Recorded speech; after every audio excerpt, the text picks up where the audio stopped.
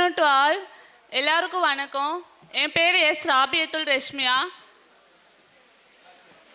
நான் BSc BEd முடிச்சிருக்கேன். நான் வந்து இப்போ வந்து ஜேஏல கமர்ஷியல் டேக்ஸ் டிபார்ட்மெண்ட் எடுத்திருக்கேன். நான் வந்து ஃபஸ்ட்டு ப்ரிப்பரேஷன் ஸ்டார்ட் பண்ணப்போ கொரோனா டைமு. எனக்கு அப்பா இல்லை. எனக்கு வீட்டில் எனக்கு அடுத்து 2 தங்கச்சிங்க இருக்காங்க. அப்போ நான் ஒரு முஸ்லீம் பேக்ரவுண்ட்லேருந்து வர்றேன். அப்படின்னும் போது எனக்கு படிக்கிறதுக்கு வீட்டில் ஒரு சப்போர்ட்டும் இல்லை. அப்பா இல்லைன்னு சொன்னதுக்கப்புறம் நிறையா விஷயங்கள் நான் ஃபேஸ் பண்ணேன். அதுவும் வீட்டில் மூத்த பிள்ளையாக இருக்கிறன்ற போது நிறைய ஸ்ட்ரகிள்ஸை நான் வந்து ஃபேஸ் பண்ணியிருக்கேன். நான் வந்து இங்கே ப்ரிப்பரேஷன் ஸ்டார்ட் பண்ணும்போது வந்து கொரோனா டைமில் தான் வந்து ஃபஸ்ட்டு இந்த டிஎன்பிஎஸ்சி ஃபீல்டுக்குள்ளே வரணும் அப்படின்னு நினச்சேன். நான் அப்போ ஸ்கூலில் ஒர்க் போயிட்டு இருந்தேன். அப்போ வந்து எனக்கு வீட்டில் வந்து படிக்கவே வேண்டாம், மேலே போதும் நிப்பாட்டு, படித்தது போதும்னு அம்மா சொன்னாங்க. ஏன்னா அம்மாவோட சிச்சுவேஷன் அப்படி. எனக்கு அடுத்து 2 பொண்ணுங்க இருக்காங்க. அப்படின்னும் போது அவங்க வந்து வேண்டாம்மா போதும் அப்படின்னு தான் சொன்னாங்க. நான் அவங்கள எதுவும் சொல்ல முடியாது.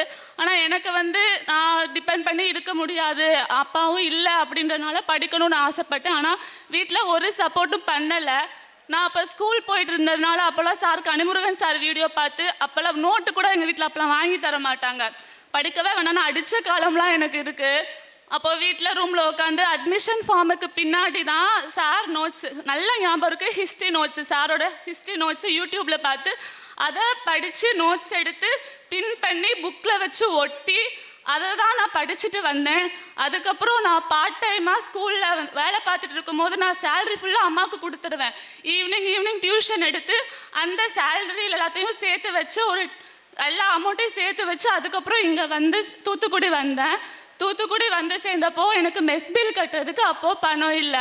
அப்போது பாலா சார்கிட்ட வந்து பேசினேன். பாலா சார் தான் வந்து ஆர்என்டியில் வேலை போட்டு கொடுத்தாங்க ஸ்டார்டிங்கில். அப்புறம் வேலை பார்த்துட்டே படித்தேன். நான் இங்கே வந்து படிக்கும் போது ஃபுல்லாக எல்லாத்தையுமே கவர் பண்ணிட்டு தான் வந்தேன். சாரோட வீடியோ ஃபுல்லாக பார்த்துட்டு படிச்சுட்டு தான் வந்தேன். இங்கே கிளாஸ் அட்டென்ட் பண்ணும்போது எனக்கு ஃபுல்லாக ரிவிஷன் மாதிரி தான் இருந்துச்சு. நான் அப்போ வந்து நிறையா டிவியேஷன் இருக்கும், நிறையா டிஸ்ட்ராக்ஷன் இருக்கும். நான் எல்லாருக்கும் சொல்கிறது என்னன்னா, ஏதாவது ஒரு விஷயத்த நீங்கள் செய்யணும்னு நினச்சிங்கன்னா அதுக்கு நீங்கள் எவ்வளோ ரிஸ்க் வேணால் எடுங்க, அதனால எந்த பிரச்சனையும் இல்லை. அதுக்கப்புறம் வேறு இன்னொன்று எனக்குள்ள நான் எப்பயும் சொல்லிக்கிறது என்ன அப்படின்னா, மோட்டிவேஷனுங்கிறது வந்து ஒரு நாள் இருக்கும் அப்புறம் போயிடும். ஆனால் உங்களுக்கு அந்த ஃபீல்டில் நம்பிக்கை இருந்தால் மட்டும்தான் உங்களால் கடைசி வரையும் அதில் சஸ்டெயின் ஆக முடியும்.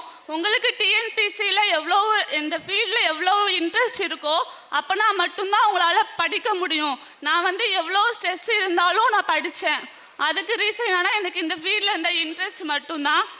அப்புறம் எனக்கு இந்த அகாடமி எனக்கு வந்து தாத்தா தான் எல்லாமேவும். எனக்கு வந்து என்ன தான் வீட்டில் வந்து அவ்வளோ சப்போர்ட் பண்ணலான்னாலும் அகாடமியில் வந்து அவ்வளோ ஹெல்ப் பண்ணாங்க. எனக்கு இங்கே படிக்கிறதுக்கு ஃபினான்ஷியலாக ஃபஸ்ட்டு ஒரு ஸ்டார்டிங் பாயிண்ட் வச்சதே இந்த அகாடமி தான். சுரேஷ் அகாடமிக்கு நான் ரொம்ப கடமைப்பட்டிருக்கேன். எந்த உயரத்தில் போனாலும் எனக்கு இது ஒரு தாய் வீடு மாதிரி தான். நான் எப்பயுமே இங்கே இப்போ நான் ஆர்டர் வாங்கிட்டு வந்ததுக்கு பக்கம் நான் வீட்டுக்கு போகல, அப்படி இங்கே தான் வந்துட்டேன். ஏன்னா அந்தளவுக்கு இந்த அகாடமியில் இருக்க எல்லாருமே எனக்கு ஒரு நல்ல ஒரு சப்போர்ட் பண்ணியிருக்காங்க. அதனால் நான் உங்களுக்கு சொல்கிறது என்ன அப்படின்னா, இதோடு நின்றாதீங்க, இதுக்கு மேலேயும் போங்க. இன்னும் நல்ல பொசிஷன், இதோட நல்ல பொசிஷன் போய் நிறைய பேருக்கு வந்து சர்வ் பண்ணுங்கள். ஏன்னா படிப்போட அருமைங்கிறது அது கிடைக்காதவங்களுக்கு தான் நிறைய தெரியும். எவ்வளோ கஷ்டப்பட்டு பேக்ரவுண்ட்லேருந்து வர்றாங்களோ அவங்களுக்கு தான் அந்த படிப்போட அருமைன்றது தெரியும். அதனால் வந்து நீங்கள் மேலே போனால் படிக்க முடியாதவங்களுக்கு நிறைய பேருக்கு சர்வ் பண்ணுங்கள். அவ்வளோதான். தேங்க்யூ. சுரேஷ் IAS அகாடமி, வெற்றியின் முகவரி.